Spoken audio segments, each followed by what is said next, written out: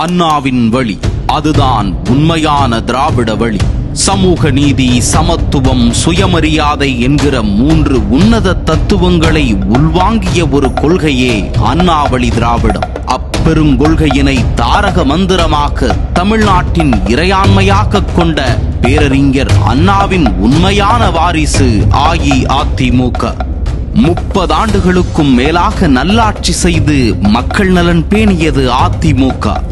மற்றவர்கள் போல் சொந்த நலனுக்காக அல்ல, சமூக நலனுக்காக.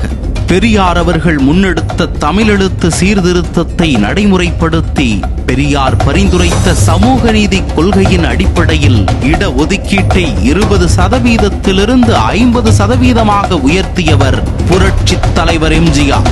தனது மாட்சிமை மிக்க தலைவரான பெரியாரின்பால் அன்பு கொண்டிருந்த பேரறிஞர் அண்ணா எப்படி தலைவர் இருக்கையை அவருக்காகவே கடைசி வரையிலும் ஒதுக்கி வைத்திருந்தாரோ, அதுபோலவே புரட்சி தலைவரும் தலைவர் இருக்கையை தான் நிரப்பிக் கொள்ளாமல் பொதுச் செயலாளர் பதவியை ஏற்றுக்கொண்டார்.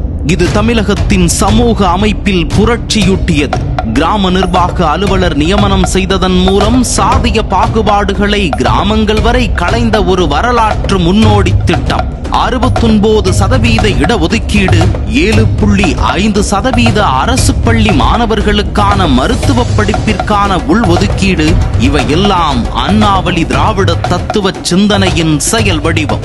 ஆனால் இன்று திராவிடம் என்கிற உயரிய கருத்தியலை தங்கள் சொந்த குடும்ப நலனை பாதுகாக்கும் கவசமாக மாற்றிவிட்டது திமுக.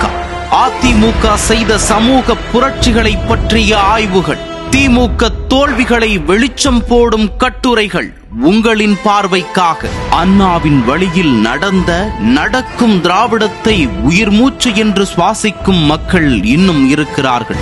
அவர்களுக்கான இயக்கம்தான் அனைத்திந்திய அண்ணா திராவிட முன்னேற்றக் கழகம். இந்த கழகம்தான் உண்மையான திராவிடத்தின் மாசற்ற வாரிசு. உண்மையை படியுங்கள், திராவிடத்தின் உண்மை பாதையை உணருங்கள்.